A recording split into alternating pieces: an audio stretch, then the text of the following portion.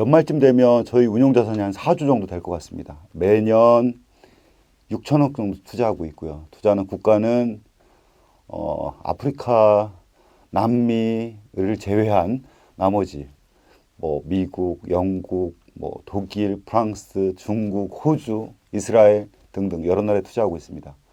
바이오 투자로 말씀드리면 저희들 작년도 통계를 보니까 저희 회사에서 투자한 것 중에서 바이오가 대략 한 38%이 정도 투자했더라고요. 올해도 아마 비슷할 것 같습니다.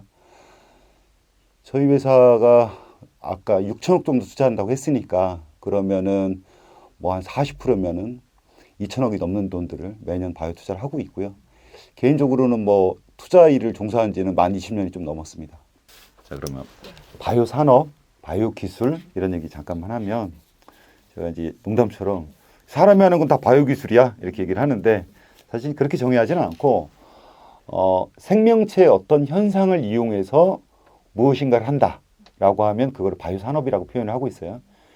그래서 최근에 우리 이제 코로나 백신 나오고 있는데 우리 모더나, 뭐 화이자 이런 데서 mRNA 백신을 만들어야 얘기하잖아요.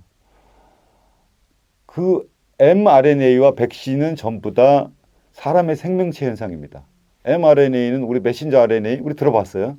우리 몸에 있던 현상들인 거고요. 동물에 있던 현상들인 거고 백신 또한 우리 몸의 면역 기능을 이용하는 겁니다. 우리가 영국에 있는 아스트라제네카가 만든 백신, 그 백신은 어떤 현상을 이용한 거냐? 원숭이의 독감 바이러스의 전달 능력을 이용한 백신입니다. 생명체의 생명 현상을 이용한 백신이고요. 그래서 우리가 당뇨 환자들이 병원에 가서 맞는 인슐린, 집에서 맞는 인슐린, 그거 원래 우리 몸속에 있는 겁니다. 우리 몸에서 원래 만들어내던 거를 몸 밖에서 공장에서 만들어내는 겁니다. 그래서 생명 현상을 이용해서 그런 기술을 이용해서 만드는 거가 바이오 산업에 해당이 되고요.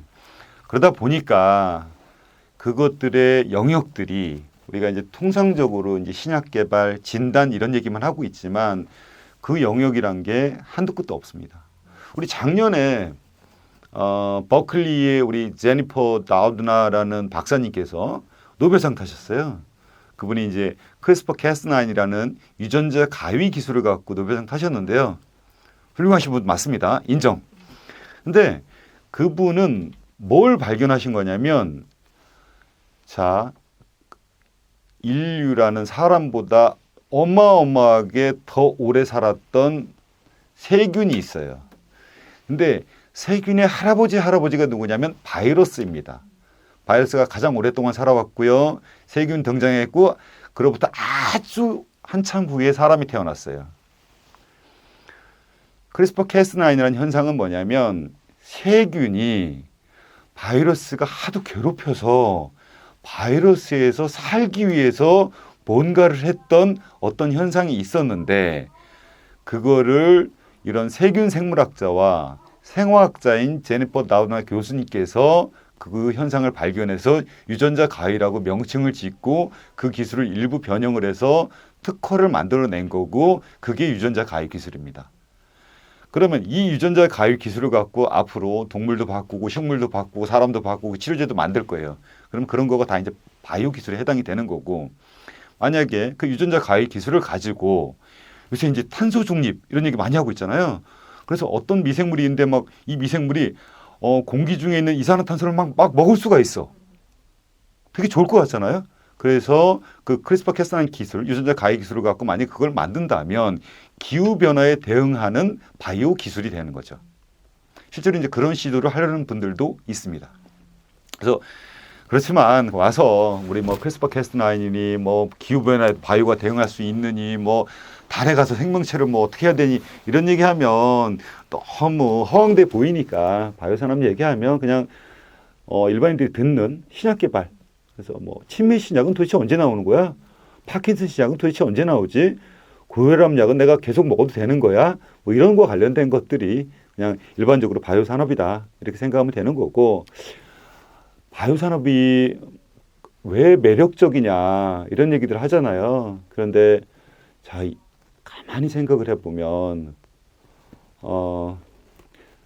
사람들이 방송 보시는 많은 분들이 살 빼야지라는 생각 많이 하고 계신데요. 살도 못 빼는 거예요. 우리 인류의 기술이라는 게. 자, 방송 보시는 분들 때문에 나날이 줄어들어가는 머리숱 때문에 고민하시는 분들이 있을 텐데요. 자, 대머리도 해결 못 하고 있는 거예요. 사실은 우리가 아주 사소한 것부터 시작해서 굉장히 많은 질환까지 우리 인류가 해결해야 될 것들이 많이 있고 그 해결을 하나하나 해나갈 때마다 그 기업이나 그 연구자나 거기에 대한 투자자들은 우리 대박이 날 거니까 그래서 바이오 산업의 전망들이 발달하는 거고 그러면 여기서 한국의 바이오 기술은 해외에 비해서 괜찮냐? 괜찮다라고 얘기를 하고요. 그럼 네가 어떻게 하냐? 그래서 제가 그랬잖아요. 저는 바이오와 관련돼서는 호주 투자도 하고 중국 투자도 하고 미국 투자도 하고 이스라엘, 영국, 스웨덴, 프랑스, 벨기에 다 투자를 해봤어요. 그래서 상대 비교를 해보면 한국의 기술이 월등히 뛰어나다까지는 아니지만 최소한 동등 이상이다라고 얘기를 하고 있어서 그래서 한국의 바이오 산업이 괜찮다 이렇게 말씀드리는 겁니다. 예, 바이오 산업 미래 성장성 잠깐 말씀드리면 아까 그랬잖아요. 우리가 치료하지 못한 병들이 너무 많다고. 지금 이 순간에서도 뭐 조금 연배가 있으신 분들은 어머니나 아버지가 이미 치매가 조금 있으시거나 아니면 이미 치매가 있거나 또는 치매가 되면 어떻게 하지? 또는 방송 보는 분들도 내가 나중에 다른 병은 모르겠지만 치매는 아니었으면 좋겠다 고민하잖아요. 근데 뚜렷한 치매약이 없는 거 다 알고 계시잖아요. 이렇게 해결하지 못한 질병들이 너무 많기 때문에 그런 거고 우리 반도체 산업 사이클 들어보신 적 있을 거예요. 우리 LCD 이런 산업 사이클 있다고 조선업의 산업 사이클 들어보셨잖아요. 치매 사이클 들어보셨나요? 치매는 3년마다 한 번씩 환자가 확 늘어났다가 그 다음에 환자가 없어진다? 췌장암의 사이클? 그런 거 없잖아요. 산업 사이클 자체가 존재하지 않고 거기서 누군가든 해결책만 제시하면 누구든 자기가 숨겨뒀던 쌈짓돈을 갖고 가서라도 돈을 충분히 지불하고서라도 내가 그걸 얻어내려는 것들 그거는 전쟁이 나거나 또는 무슨 일이 있든지 간에 꼭 필요한 것들 그런 것들이 바이오 산업에서 나오는 거기 때문에 바이오 산업의 미래가 괜찮다라는 거고 불행한 얘기 하나 해드리겠습니다. 여기 계신 분들이 보시는 분들이 대략 나이가 한 30, 40대쯤 되는 분들이 많다고 가정을 하면 여러분들이 저 세상에 가실 때까지 암 정복되지 않습니다. 모든 암이 정복될 거라고 생각하지 않습니다. 다만 일부 암들에 대해서 우리가 예전에 에이즈에 걸리면 다 죽었지만 지금은 에이즈를 약 먹으면서 매니지할 수 있는 것처럼 매니지할 수 있는 암들의 종류는 일부 늘어나겠지만 전체 암을 정복한다라는 것은 불가능하다라고 저는 생각하고 저 따위가 그렇게 얘기를 하면 아무도 안 믿으실 것 같아서 우리 암을 연구하시는 정말 많은 분들이 정복은 안 되고 매니지할 수 있는 암의 종류 그것들을 늘려보자 이렇게 얘기하고 있습니다. 오늘 방송 촬영분이 언제 나갈지 모르겠으나 최근에 셀트리온이 52주 신저가를 기록했다라고 해서 셀트리온의 주주 게시판에 가니까 아주 난리가 나 있더라고요. 셀트리온은 저는 현 시점에서는 우리 투자 안 하신 분들 입장에서는 좋은 기회라고 생각합니다. 셀트리온은 바이오시밀러라는 기술로 출발했습니다. 바이오시밀러라는 거는 이렇게 말씀드리면 바이오시밀러 하신 분들께 조금 송구하지만 신약 개발하는 것보다는 사실은 훨씬 쉬운 기술입니다. 바이오시밀러를 가지고 매출과 순이익이 얼마만큼 나고 글로벌 확장을 할 수 있다는 것을 셀트리온이 과거에 보여줬습니다. 코비드-19 코로나 사태를 맞이하여 셀트리온이 신약 개발을 할 수 있다는 능력이 있다는 걸 보여줬습니다. 우리가 일반적으로 생각할 때 어떤 회사나 어떤 사람들이 신약 개발을 하는데 쟤는 딱 한 번밖에 성공할 수 없을 거야. 처음 것만 성공하면 그 다음부터는 계속 실패할 것임에 틀림없어 라고 생각하는 거가 합리적이지는 않잖아요.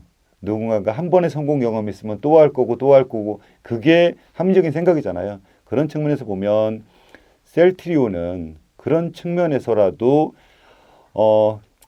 조금 더 장기적인 관점의 생각을 하시면 자 바이오시밀러 하던 회사에서 시작개발 능력가를 갖게 된 대한민국에서 이익이 나는 우리 제약 바이오 기업이다. 이렇게 표현하면 될 것 같고요. 삼성 바이오로직스 역시 뭐 바이오시밀러로 출발했죠. 그리고 아주 빠른 속도로 생산 시설을 짓고 뭐 그 다음에 글로벌에서 허가를 받고 또 뭐 매출이 늘어나고 이런 것들 보여주고 있습니다.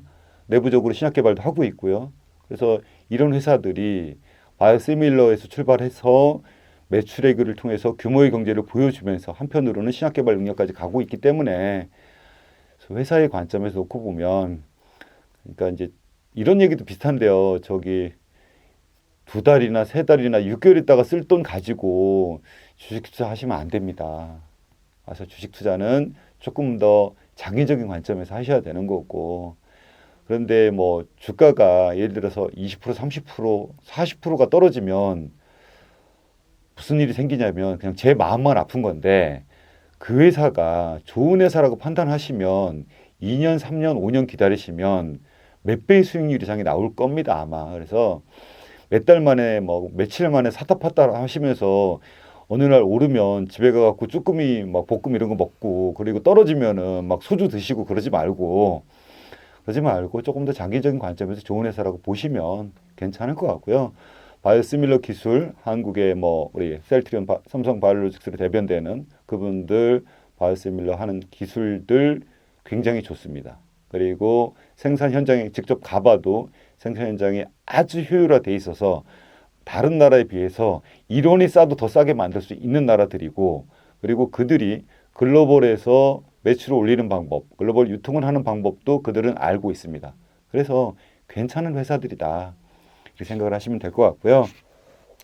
제가 내 책에 부록에 이름은 그럴듯하게 탑픽 33 해서 33개 기업들을 리스트업을 했습니다. 좀 전에 말씀드렸던 뭐 셀트리온이나 삼성바이오로직스 당연히 포함되어 있고요.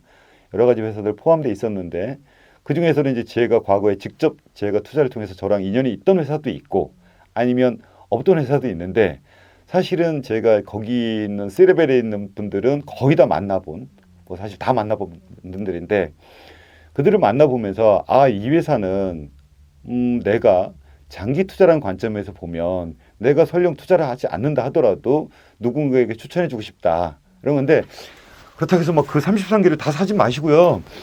제가 이제 평상시 강의할 때는 투자하시기 전에 전자공시 시스템도 좀 들어가 보시고 그리고 그 회사 특허도 좀 생각했으면 좀 찾아보시고 홈페이지도 들어가 보시고 유튜브에 그 회사 IR 자료도 있으면 좀 찾아보시고 이러는데 대부분의 분들이 그거 안 보시고 친구의 말이나 게시판을 보고 투자를 하시는데 좋습니다. 그것까지 인정할게요. 그러면 친구의 말과 게시판을 볼 때 하나만 더 봐주세요.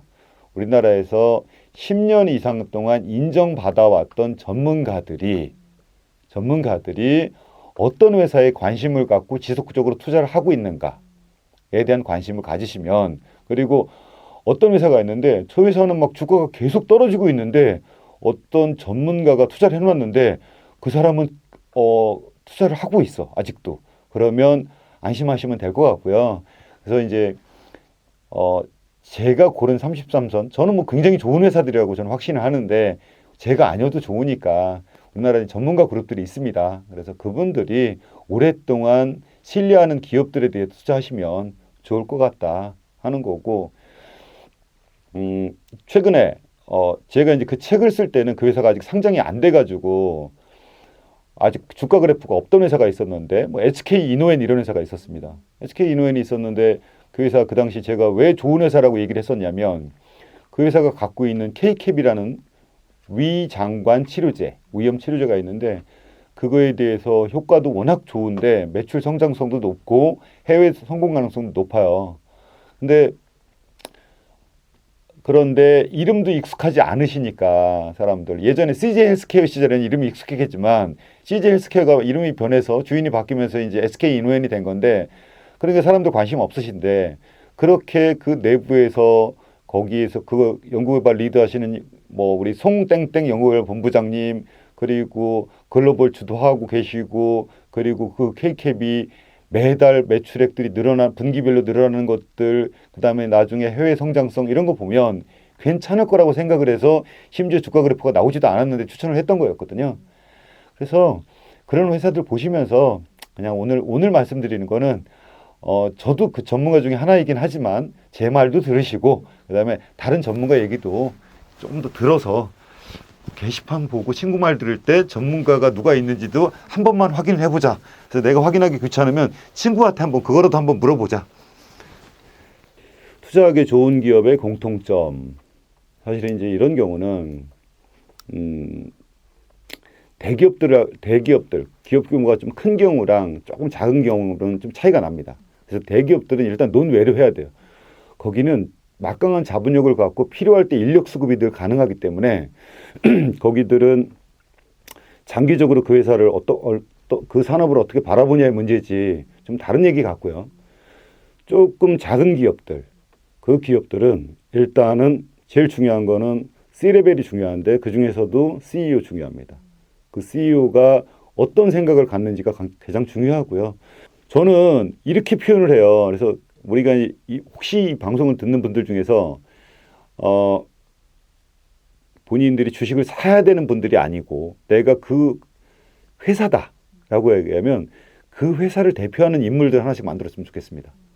그래서 뭐 우리가 ABL 바이오 이상훈 박사, 태운 바이오 김은택 박사, 뭐 제가 십몇 년 동안 가장 좋아하는 회사라고 늘 부르짖고 다니는 레고캠 바이오 김용주 박사, 뭐 KPS 김성철 박사, DNR 바이오팹 윤원수 박사. 사실 이제 그렇게 상징되는 인물들이 변하지 않으면 그분들이 건강하고 지금 언급했던 분들이 안 건강했다는 게 아니라 그분들만 건강하고 그분들의 생각만 변하지 않으면 사실은 다 되는 거죠. 그분들이 뭘 하시는 분들이냐면 아까 얘기했던 트랙 레코드가 있던 분들이었고 그리고 커뮤니케이션을 잘하는 분들이고 특허 전략을 잘 세워서 좋은 특허가 있는 분들이고 데이터를 끊임없이 쌓아가는 분들이고 경기가 좋을 때나 나쁠 때나 끊임없이 연구개발하시는 분들이고 그리고 성취욕을 돈에서 느끼는 게 아니라 자기가 이룩한 어떤 성과에서 느끼는 분들이니까 그분들한테 예를 들어서 레고캠바이오 김용주 박사님한테 박사님 제가 내일 5천억 드릴 테니까 내일부터 연구하지 마세요 라고 얘기하면 김용주 박사님 아마 그거 못 견디실 겁니다. 뭐 그런 얘기입니다. 투자와 관련해서 경영진을 볼 때 또 하나 보는 것 중에 하나인데 그러니까 우리가 좋은 회사를 고르는 것 쉽지 않습니다. 그런데 투자하지 않아야 될 회사를 고르는 것도 어떤 회사에 임직원이 계속 바뀐다. 투자를 절대 하지 말아야 될 회사 중에 하나입니다. 신약 개발에 아까 10년 걸린다고 그랬잖아요. 그러면 그 내부에 쌓인 경험들이 계속 축적돼 가야 될 텐데 거기에 있는 임직원들이 자꾸 바뀐다 그러면 리더십이 없는지 커뮤니케이션이 없는지 참을성이 없는지 아니면 월급을 너무 조금 주는지 스톡옵션을 아예 안 주는지 잘 모르겠는데 어쨌든 그분들은 협업을 할 수가 없는 분들이어서 그래서 우리 재무제표상으로 보시면 퇴직급여 충당금 항목과 퇴직급여가 실제로 이루어진 항목들이 매년 어느 정도 변하는지를 보시면 자 종업원수 대강 우리가 나오잖아요. 자료 보면은 퇴직급여 충당금도 나오잖아요. 실제 퇴직급여가 얼마 나갔는지도 나오잖아요. 근데 거기에 대해서 급격한 변화가 있어요. 그런데 회사가 자꾸 설명을 머뭇거려요. 그러면 주요 인력이 떠난 겁니다. 아니면 인력들이 대거로 떠났거나 그러면 빨리 그 다음날 주식을 팔자라는 것 중에 하나입니다. 뭐 우리가 이제 바이오 산업은 우리가 이제 매출액이나 영업이익률, 뭐 에비타 이런 거로 사실은 그 회사를 평가하기가 좀 어려운데 이제 재무제표 관점에서 바이오 기업을 평가할 때 보는 항목 중에 하나가 퇴직급여 충당금 더하기 그리고 실제 퇴직급여 또 하나 이제 보면 그 회사에 연구 개발할 수 있는 돈이 얼마나 충분히 확보되어 있는가 또는 작년, 재작년, 올해 연구 개발비가 전체 액수로 적절한 속도로 증가하고 있는가 갑자기 작년 재작년에 비해서 올해 연구개발비가 막 현저히 삭감해서 떨어져 있어. 그러면 뭔가 그 회사 내부에 사단이 벌어진 겁니다. 여쭤봐도 될지 모르겠는데 그 윤리적인 관점에 있어서 바이오 산업 분야에서 고민하는 것들이 있잖아요. 네.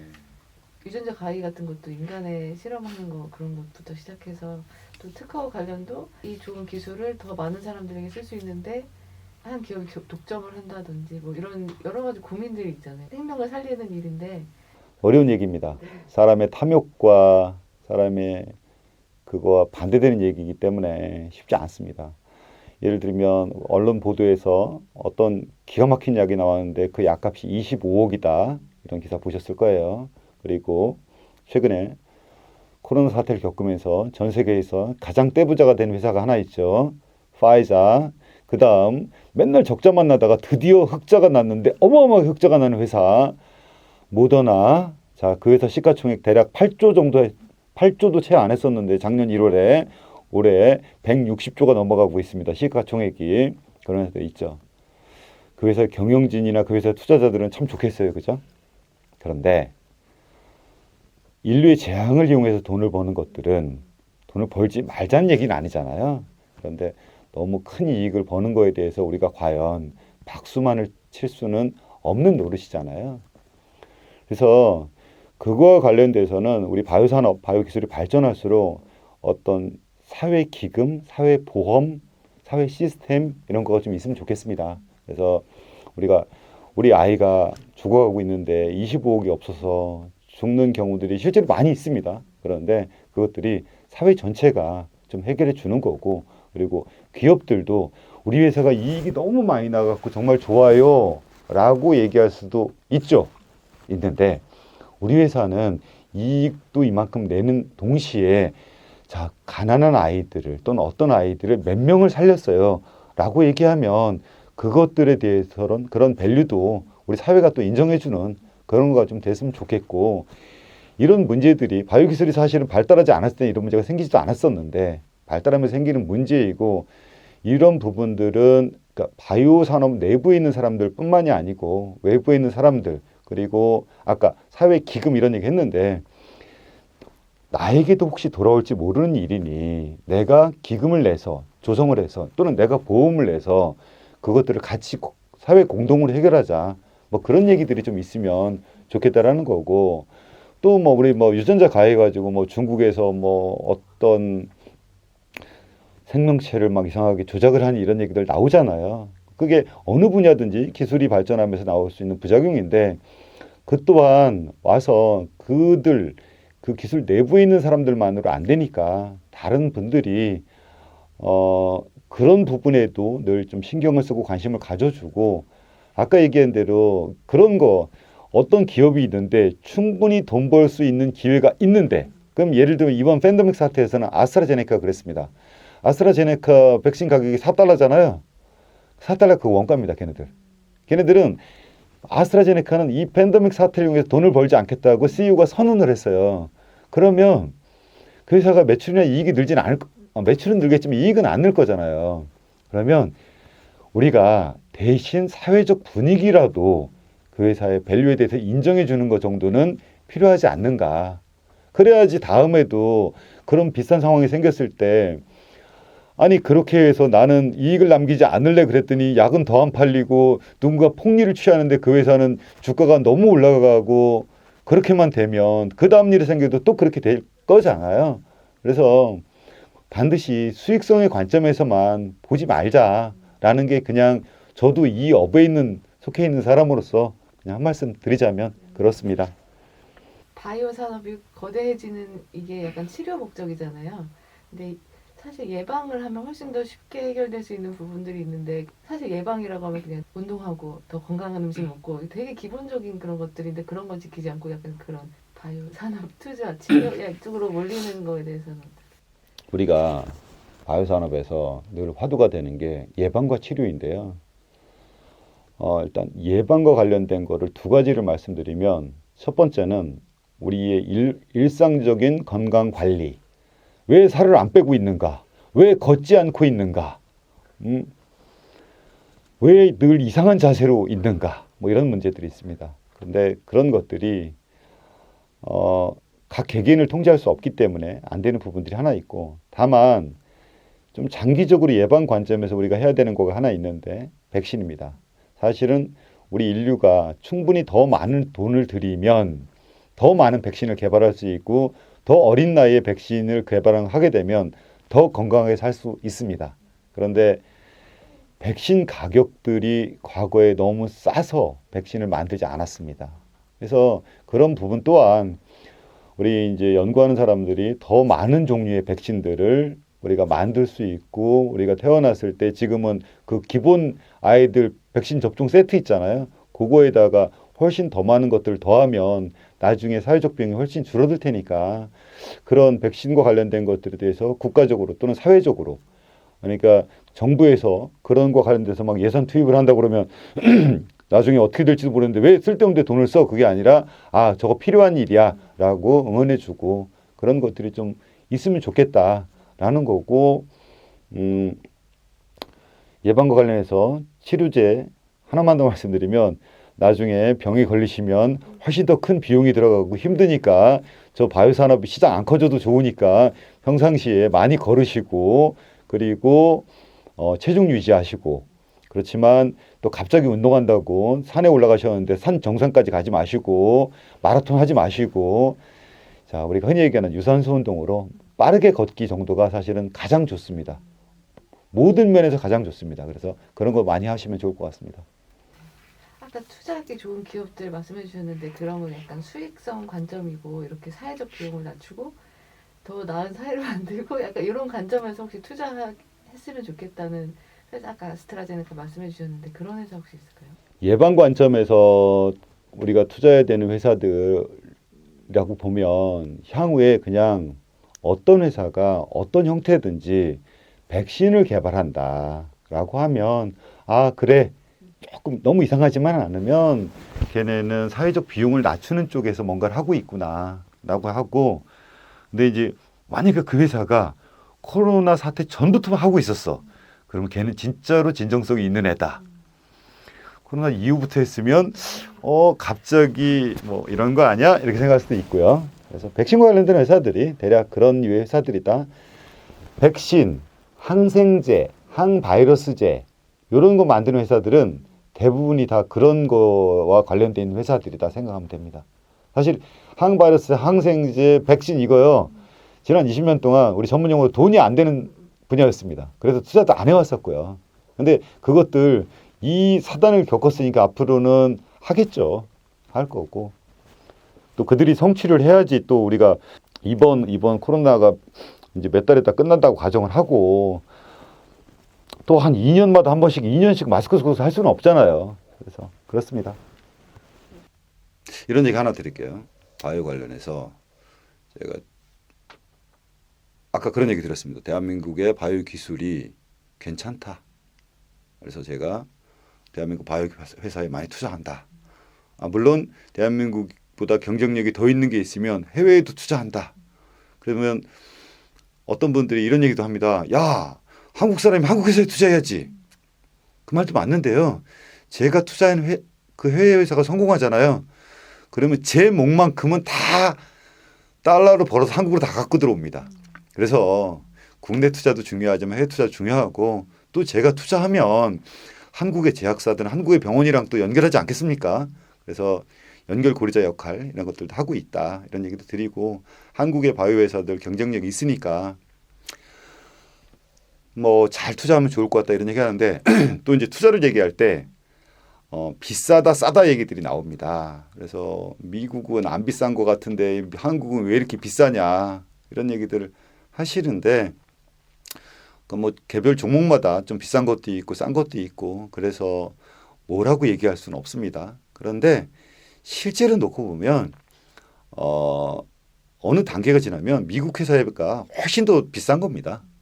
그래서 사실은 우리나라는 여전히 코리아 디스카운트를 받고 있고요. 하는 건데 이제 비상장 기업들, 초기 기업들의 이제 밸류에이션이 한국이 좀 비싸다 이런 얘기들 하고 있는 건데, 그럼 비상장 기업 투자하지 마시고 임상 좀 단계 좀 지난 다한 것들 그런 것들 잘 골라서 투자를 하시면은 될 것 같고요. 그래가지고 전반 우리나라 그러니까 미국도 최근에 비상장 기업도 밸류에이션이 굉장히 올라가고 있거든요. 그래서 뭐 일반화 시켜서 미국은 싸고 한국은 비싸고 뭐 유럽은 싸고 한국은 비싸고 이럴 수가 없는 것 같고 뭐 그러면 그렇지만 전반적으로 놓고 보면 한국의 기술들이 괜찮다 이렇게 생각을 하고 있습니다. 이런 얘기도 제가 아까 농담처럼 했는데 재작년까지 제가 유럽에 뭐 이렇게 브뤼셀 갔다 오고 그러면 사람들이 유럽 기술은 어때요? 그래서 별거 아니에요. 그래서 한국에 비하면 어때? 한국이 훨씬 나. 그렇게 얘기하면 사람들이 다 제가 농담하는 줄 알았습니다. 지금도 안 믿는 분들이 꽤 있을 텐데. 자, 작년에 우리 코로나 진단키트 한번 만드는 거 보셨죠? 사실 그거 한국의 기술력으로만 놓고 보면 그거 만든 거 일도 아닙니다. 그러니까 그 수십 개의 기업들이 순간적으로 다 만들어냈죠. 근데 6개월이 지나고 8개월, 9개월이 지나도록 중국에서 제대로 만들어내는 거 보셨습니까? 미국에서 제대로 만들어내는 거 보셨습니까? 유럽 회사들이 막 뚝딱 만들어내던가요? 그렇지 않잖아요. 그러면 자, 일단은 해외 사람들이 볼 때 한국은 진단 키트, 그것도 코로나 진단 키트 하나만 딱 잘 만드는 나라일 거야 라고 생각하는 거는 합리적이지 않죠. 코로나 진단 키트도 저렇게 순간적으로 퀄리티 있는 제품들을 잘 만들어서 전 세계에 공급하는 걸 보니 다른 것들도 잘 하겠구나라고 생각하는 거가 더 합리적이잖아요. 그래서 해외에서 한국의 기업을 바라보는 시각들이 훨씬 더 좋아졌다. 그게 우리의 기회 중에 하나다. 그런 얘기도 제가 가끔씩 하고 다닙니다. 강의 맨 막판에 대한민국의 바이오 기술을 가장 믿지 않는 나라는 어디일까요? 어느 나라일까요? 이렇게 하면 사람들이 제가 뭐라고 하냐면 대한민국인 것 같습니다.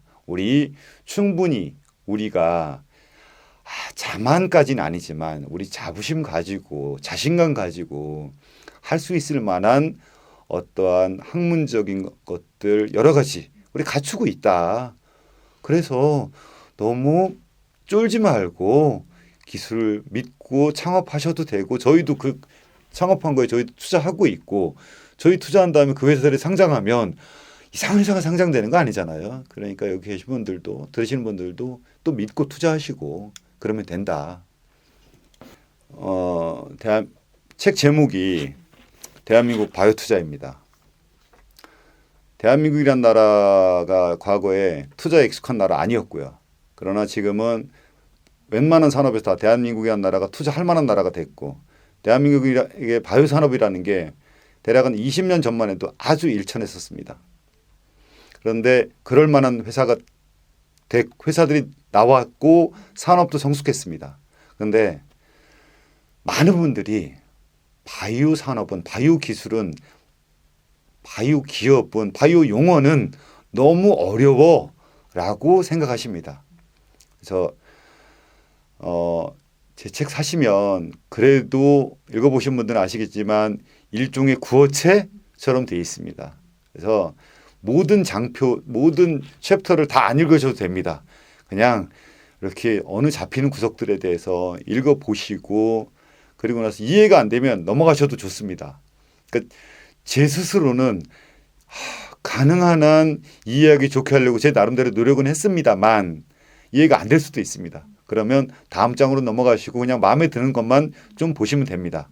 그러면서 바이오 기술이 너무 어렵지 않다. 그냥 바이오 기술 종류 많은데 나 이런 것들은 나도 해볼 수 있어. 그래서 아까 제가 처음에 그랬잖아요. 저도 위키피디아 보고 공부한다고. 그래서 이 책을 출발로 해서 책 보면서 어차피 앞으로 시간이 지나면 여기 이 방송 보시는 분들이 의도하든 않든 바이오 산업이 우리나라의 큰 축으로 자리 잡을 거고 의미 있는 바이오 기업들, 글로벌 기업들 나올 겁니다. 그러면 그 기업들과 함께 지금 하든 늦게 하든 할 테니까 이 책이 그분들과 그 기업들과 향후에 함께 할 수 있는 어떤 작은 트리거 이런 거가 되었으면 좋겠습니다.